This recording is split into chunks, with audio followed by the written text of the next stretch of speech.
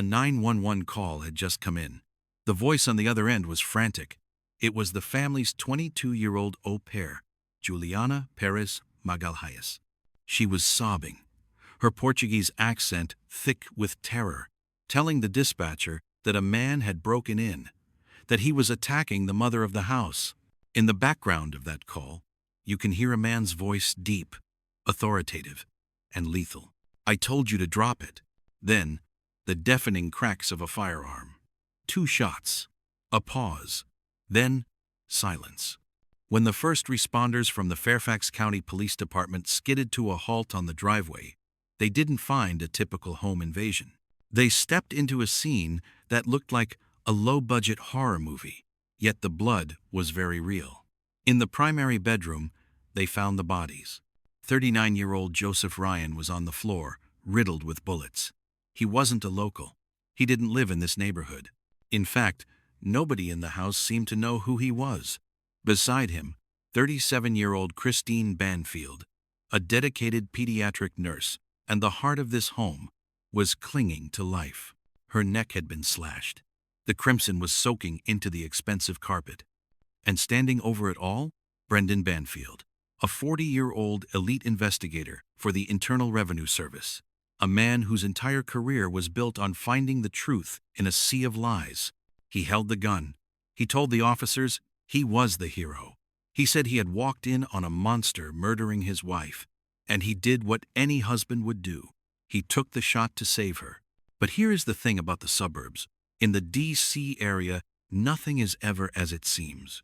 Behind the white picket fences and the 6-figure government salaries, there are secrets that can turn a marriage into a tomb. Within hours, the detectives began to realize that the hero husband might actually be the architect of the entire slaughter. They found no signs of a break-in.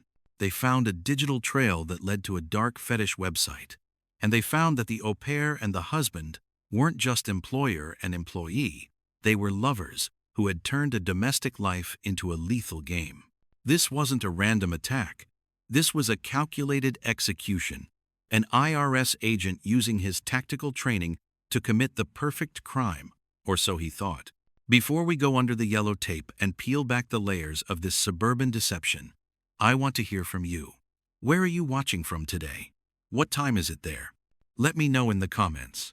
I love seeing how far the Casefile community reaches. If you are ready for a deep dive into a case that has left the entire state of Virginia in shock, make sure you hit that subscribe button and turn on all notifications. The detectives at the scene noticed something right away. Brendan Banfield was too calm. As an IRS investigator, he knew how to handle pressure, but this was different. He spoke in cold, calculated sentences. He knew the law. He knew exactly what to say to make his story stick. But he forgot one thing. In the year 2023, you cannot hide your digital footprint. As the medical examiners wheeled the bodies out of that quiet house, a 7-month investigation was just beginning. It would lead from the suburbs of Northern Virginia to the dark corners of the internet, revealing a plot so twisted it sounds like a Hollywood script. A plot involving a rape fantasy lure, a lethal love triangle, and a 4-year-old girl who was in the house while her mother was being butchered. To understand the slaughter that took place on that February morning, you first have to understand the place, Reston, Virginia. It is not just another suburb. It is part of the dullest technology corridor, a high-stakes bubble where the streets are lined with the homes of people who hold the highest security clearances in the world. We are talking about the headquarters of the CIA, the Pentagon, and every major federal agency just a short drive away. This is a place where your neighbor might be a spy, a defense contractor, or, in the case of Brendan Banfield, a high-level federal investigator. In this world, your reputation is your currency. And for over a decade, the Banfields were considered a blue-chip investment. Brendan and Christine married in the year 2010. For nearly 13 years, they did everything right. They bought the beautiful home on a quiet cul-de-sac. They built careers that made people respect them. Brendan was a 40-year-old heavy hitter at the Internal Revenue Service. But he wasn't just some guy sitting behind a desk looking at tax returns. He worked in the Criminal Investigation Division. He was a Fed. He was trained to spot a lie from a mile away. He knew how to follow a paper trail, how to squeeze a witness, and how to stay 3 steps ahead of anyone trying to beat the system. He was the one who investigated the bad guys. Then you had Christine. At 37 years old, she was the anchor of the family. She was a pediatric nurse, a woman who spent her days caring for the most vulnerable members of society. In the halls of the local hospital, she was known for her patience and her kindness. Friends described her as the type of mother who was deeply involved in every detail of her 4-year-old daughter's life. On paper, this was a power couple, the Fed and the nurse, the investigator and the healer. They were the suburban dream personified. But beneath the surface of that manicured lawn and the high-end siding, a different story was being written. The pressure of maintaining that kind of life in Northern Virginia is immense. The 6-figure salaries, the private schools, the constant need to look like you have it all together, it can grind a person down. By the year 2022, the Banfields reached a point where many young families in the D.C. area find themselves. They were busy, they were successful, and they needed help. They decided to hire a live-in au pair to help manage the household and care for their young daughter. Through a professional agency, they found Juliana Peres Magalhaes. She was a 22-year-old from Brazil, looking for a chance to see the United States and build her own future. She arrived at the house in Reston with her suitcases and her dreams, stepping into a family that she thought was the pinnacle of American success. At first, things seemed perfect. Juliana was part of the family. She lived under their roof. She shared their meals. She watched the Banfield's daughter grow. But as the months of 2022 dragged on, the atmosphere inside that house started to shift. It wasn't a sudden explosion. It was a slow, toxic leak. The detectives would later find that the professional boundaries in the home didn't just blur, they vanished. Brendan Banfield, the man who spent his professional life hunting down fraudsters, was starting a fraud of his own. He began a sexual affair with the woman his wife had hired to help them. Imagine the betrayal. Christine is at the hospital, pulling long shifts in the pediatric ward, saving lives and comforting families.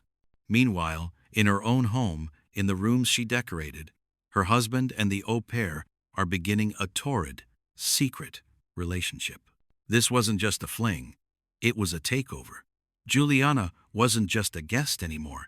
She was becoming a permanent fixture in Brendan's mind.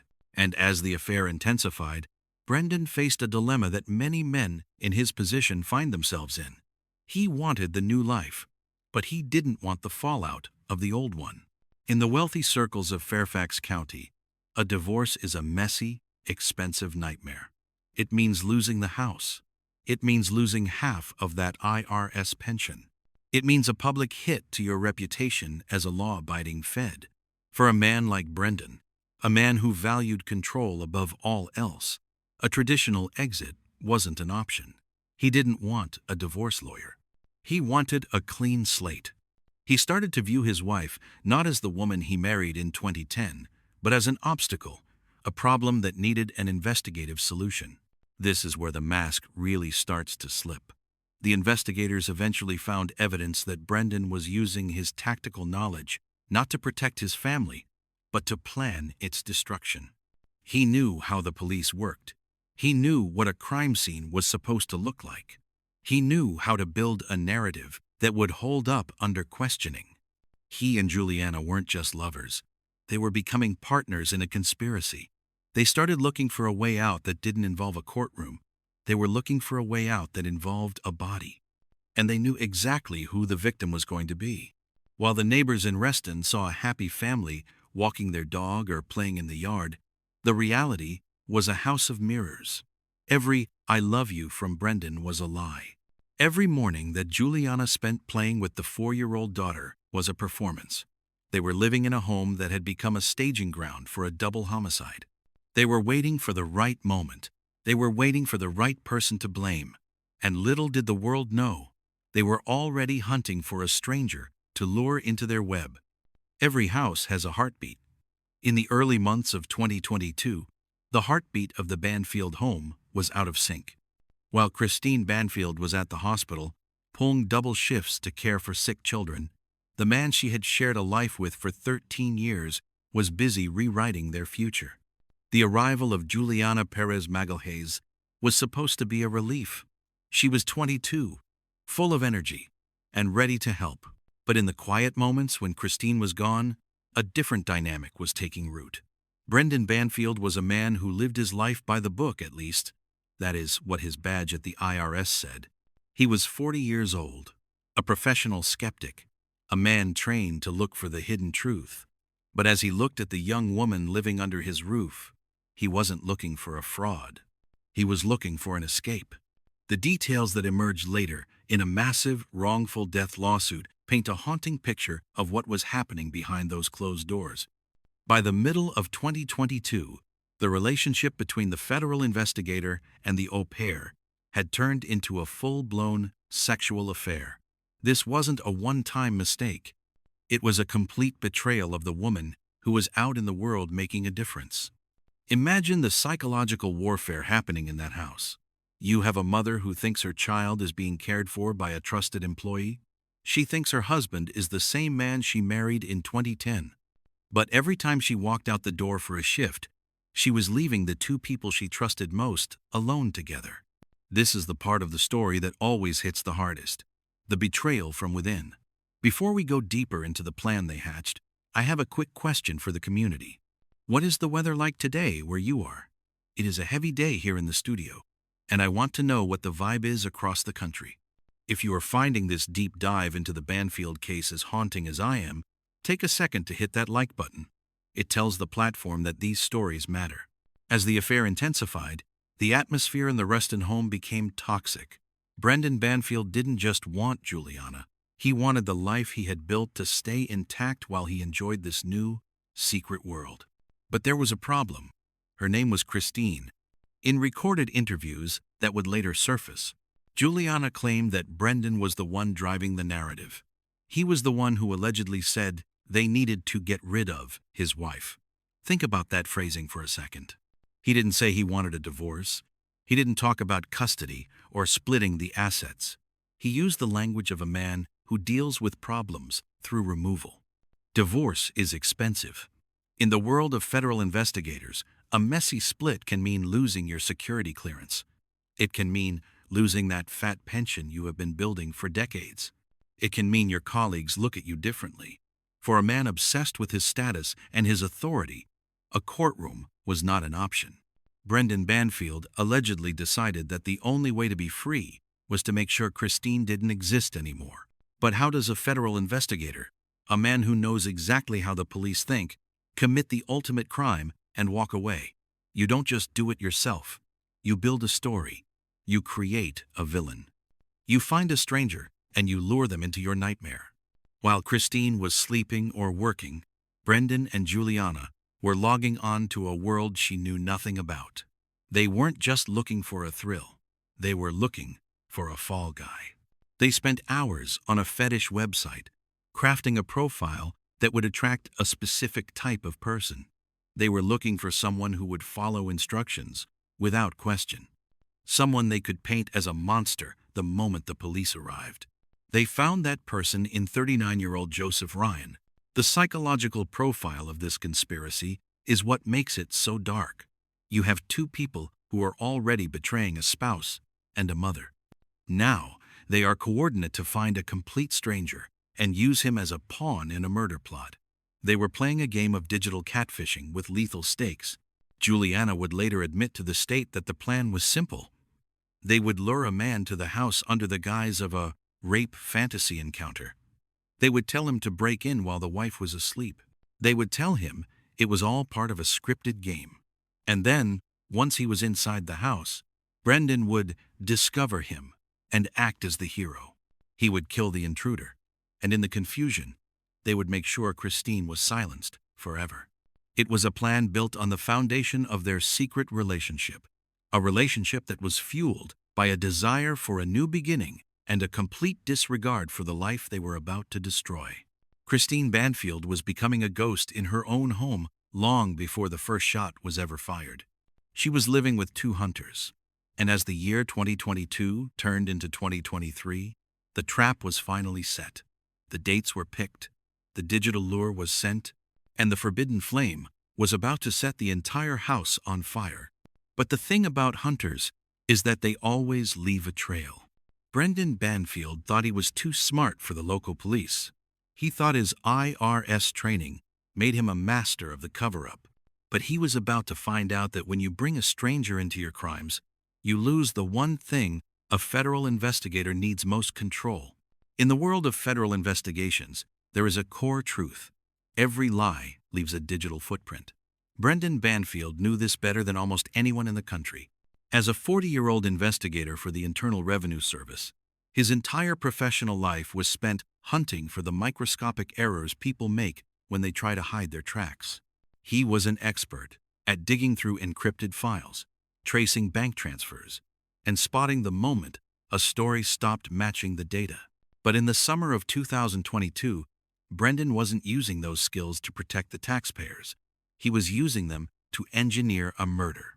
While his wife, Christine, was busy at the hospital saving the lives of children, Brendan and his 22-year-old lover, Juliana, were logging on to a world of shadows. They weren't just looking for a way to stay together. They were looking for a way to be free. And they found their answer on a fetish website designed for people to act out dark, simulated scenarios. The plan they hatched was as sophisticated as any fraud Brendan had ever investigated. They didn't just want to kill Christine. They wanted to be the heroes of the story. They needed a villain. They needed a stranger who would walk into their home, take the blame for the violence, and then never be able to tell his side of the story because he would be dead. That is where the digital catfishing began. A digital ping sound, like an incoming message from a burner account. They created a profile. They didn't use their real names and they didn't use their real photos, but they used their real intent. They spent hours, days, and weeks cultivating an online persona designed to find a very specific type of person. They were hunting for a man who was looking for a connection but was willing to follow a dangerous set of rules. And in the late months of 2022, they found 39-year-old Joseph Ryan. Joseph wasn't a local. He wasn't part of the elite Northern Virginia social circles. He was a man who, like so many others in the digital age, had turned to the internet to find a community where he felt he belonged. He thought he had found a woman who shared his deepest, most private interests. He thought he was entering into a consensual, scripted game that would stay within the digital walls of the site. He had absolutely no idea he was being sized up for a coffin. The rape fantasy lure is the most disturbing element of this entire plot. Brendan and Juliana didn't just invite Joseph over for a meeting. They gave him a script. They told him that the game required him to be a literal intruder. They told him that the woman in the house, Christine, wanted him to break in while she was asleep. They told him that his arrival, his presence in her bedroom, was all part of a predetermined scenario that she was in on. Think about the psychological depth of that lie. They were weaponizing Joseph's desires to turn him into a home invader. They were making him believe that his crimes were actually a favor. The digital footprints show a coordinated effort. This wasn't just a husband acting alone. This was a lethal partnership. Detectives later found that the IP addresses used to access the fetish account traced back to the Banfield home and to devices shared by the lovers. While they sat at the dinner table with Christine, while they watched the 4-year-old daughter play on the rug, they were fine-tuning the instructions for Joseph Ryan. They told him exactly which door would be unlocked. They told him exactly what time to arrive. They were essentially giving him a map to his own execution. And why Joseph? Because he fit the profile of a man who could be easily turned into a monster. He was a stranger. He was entering a home where he didn't belong. If Brendan discovered him in the middle of a violent act against his wife, who would ever believe Joseph? A federal agent's word against a dead intruder with a dark fetish profile? In the mind of Brendan Banfield, it was a slam dunk. It was the perfect investigative win. The irony is thick here. Brendan was a man trained to spot the red flags of criminal fraud. He knew that every transaction leaves a mark. Yet, he believed he could navigate these niche communities without leaving a trace of his own. He was arrogant. He thought his badge made him invisible. He thought that because he knew how to catch people, he knew how to not get caught. As the calendar turned from 2022 to February of 2023, the digital spiderweb was fully spun. Joseph Ryan was fully committed. He was ready to play his part. He had been coached on what to wear and how to enter. He thought he was going to a suburban house for a night he would never forget. He was actually heading toward a house that had been staged as a kill room. The plan was set for the morning of February 24th. Brendan would leave for work, only to circle back. Juliana would be the witness, who would call 911. And Christine? Christine was the prize. With her gone, the marriage was over, without a single cent lost in a divorce settlement. The au pair would move from the guest room to the primary bedroom, and the federal agent would have a medal for bravery. But as any investigator knows, even the best-laid plans have a weak link. And in this case, the weak link was the very technology they used to build their trap. They forgot that when you invite a stranger into your life, you can't control what he brings with him or what he leaves on his own phone. Joseph Ryan was a pawn, but he was a pawn with his own digital trail. The trap was set. The bait was taken. Now, all that was left was the execution.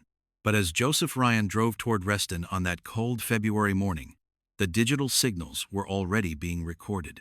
The IRS investigator was about to find out that in a world of digital evidence, the one thing you can never truly delete is the truth. This case is a reminder that we all leave a trail behind us. I want to check in with you guys again.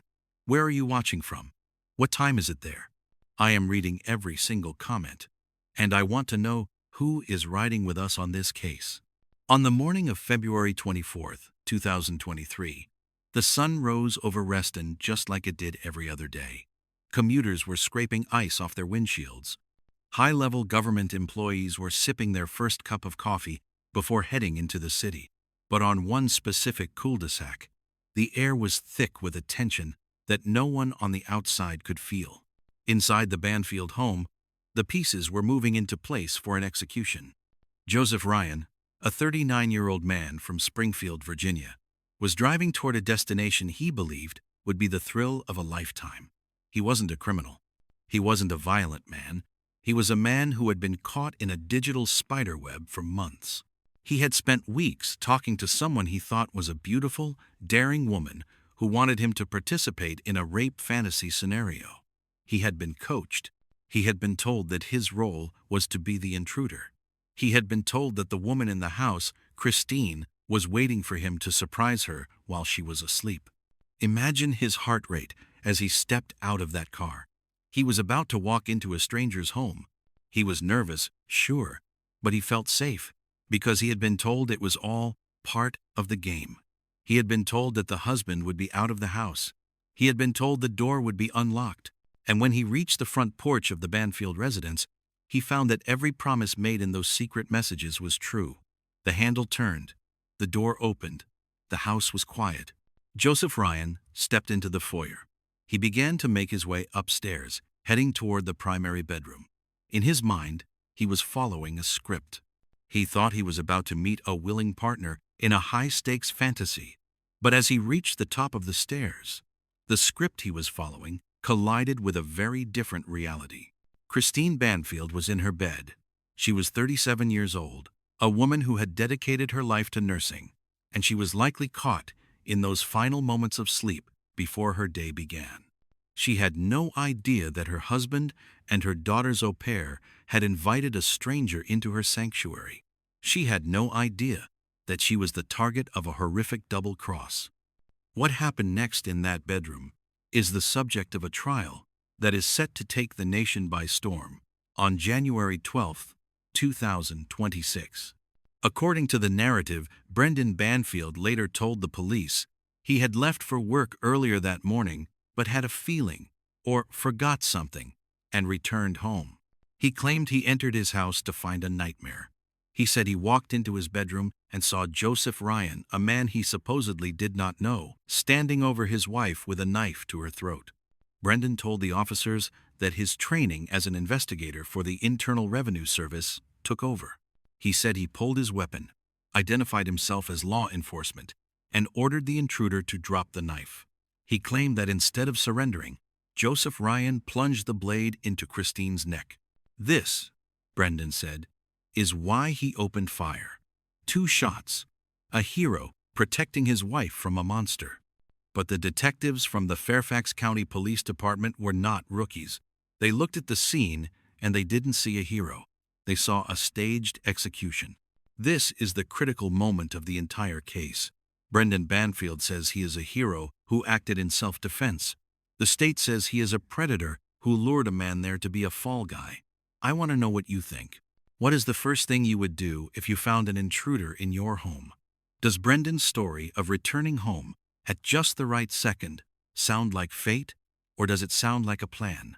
Let me know in the comments below. We are about to look at the evidence that shattered the hero story. If you are following this case and want to see justice for Christine and Joseph, hit that like button right now. Your support helps us keep these investigations alive. You are watching Final Casefile. While Brendan was telling his story to the first responders, a separate drama was unfolding with the au pair, Juliana Peres Magalhaes. She was the one who placed the frantic 911 call. At 07:58 in the morning, her voice filled the dispatch center. She was screaming. She was crying. She was painting the picture of a home invasion in progress. But as the probe deepened, the detectives noticed that the call seemed almost too perfect. It was a performance designed to provide a real-time soundtrack to the murder. The first officers on the scene found Joseph Ryan on the floor, dead from gunshot wounds. They found Christine Banfield suffering from a horrendous wound to her neck. She was rushed to the hospital, but she didn't make it. She died, leaving behind a 4-year-old daughter who was in the house during the entire ordeal. Think about the sheer coldness of that. A father and a caretaker orchestrating a bloodbath while a toddler is just rooms away. As the detectives began to process the room, the hero narrative started to fall apart. There was no sign of forced entry. Joseph Ryan's car was found nearby, and inside his phone, they found the messages. They found the rape fantasy lure. They found that Joseph hadn't broken in. He had been invited. He had been told exactly how to get in. He had even been told that his intrusion was what the wife wanted. Brendan Banfield had used his knowledge of the law to try and build a legal shield.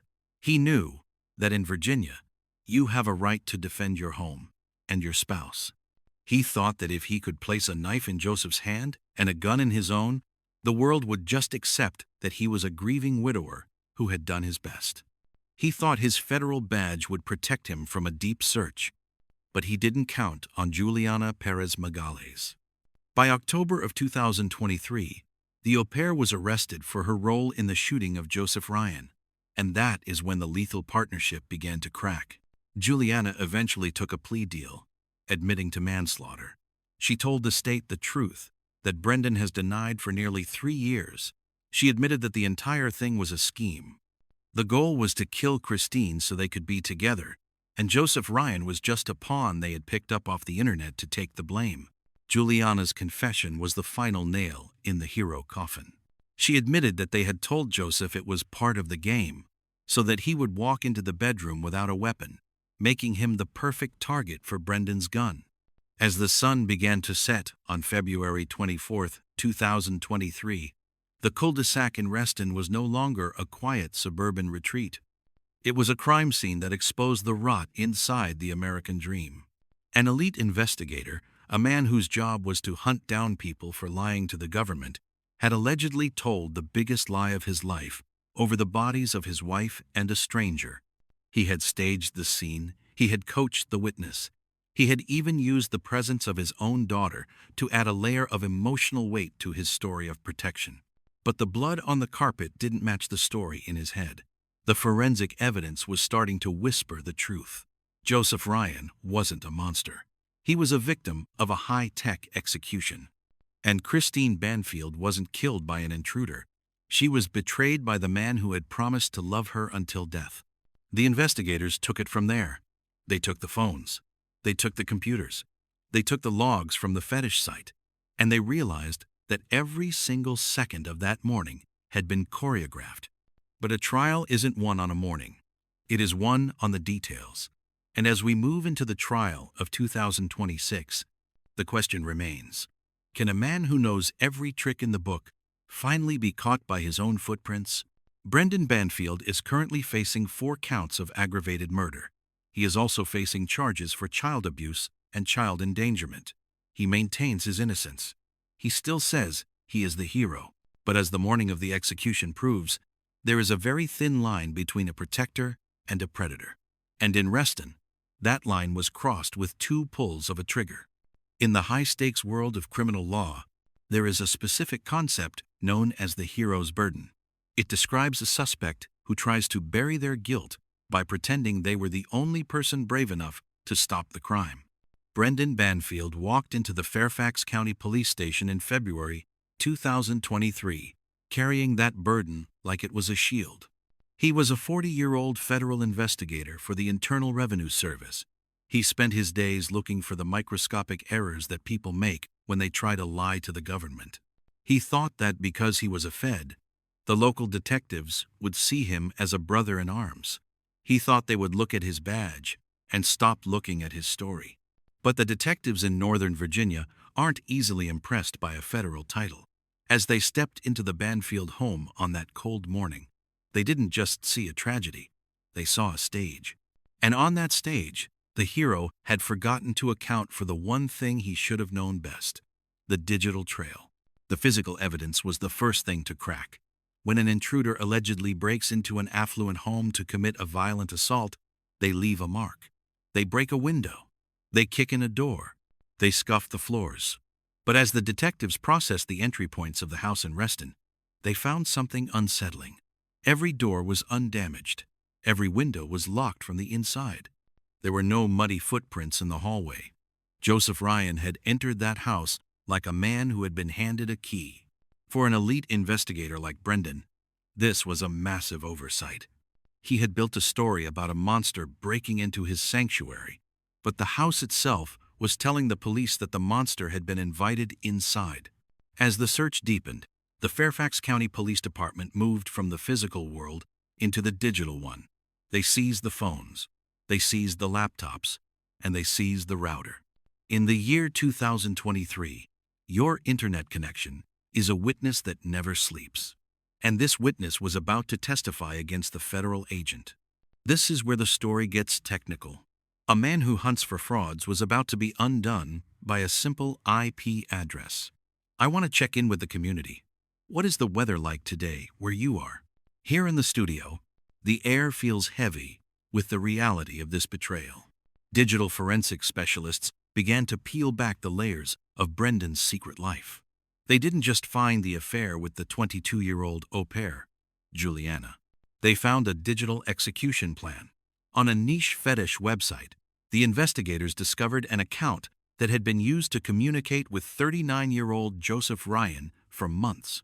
The IP addresses, the digital fingerprints of the internet, led the detectives right back to the Banfield residence. While Brendan was acting as the devoted husband and the high-level investigator, his home internet was being used to craft a rape fantasy lure. The messages found in the logs were devastating. They were a manual for a murder. They told Joseph Ryan exactly which door would be left open.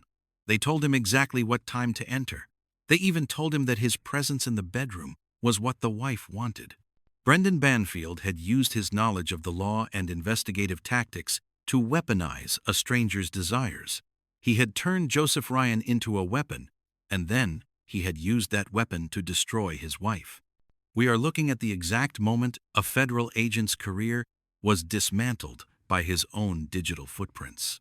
If you believe that the truth should always come to light, no matter who the suspect is, hit that like button right now. Your engagement helps us reach more families who are still waiting for justice. You are watching Final Casefile.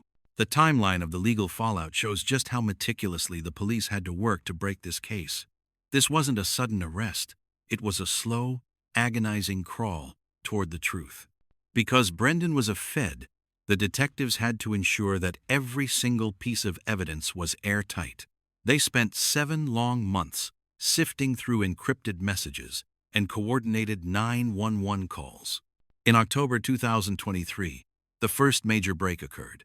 Juliana Peres Magalhaes, the au pair, was taken into custody.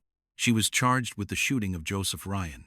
The community watched as the young woman from Brazil was led away in handcuffs, but the man who allegedly held the strings was still walking free. For nearly a year, Brendan Banfield lived in the shadow of the crime he had allegedly masterminded. It wasn't until September 2024 that the state finally made its move on the investigator. Brendan was charged with 4 counts of aggravated murder. The shockwaves hit the IRS and the elite circles of Northern Virginia like a hammer. The man who spent his life hunting for fraudsters was now being labeled as the ultimate fraud. But the state wasn't finished. As the trial date approached, new evidence began to emerge regarding the impact of the violence on the smallest member of the household. In December 2025, just weeks before the trial was set to start, the prosecution added charges of child abuse and child endangerment. The documents from the Fairfax County Circuit Court indicate a heartbreaking reality. The 4-year-old daughter of Brendan and Christine wasn't just in the house. She was in the vicinity of the carnage. The state alleges that Brendan orchestrated a bloodbath while his own child was just feet away. This wasn't just a murder plot. It was a total abandonment of every moral obligation a father has.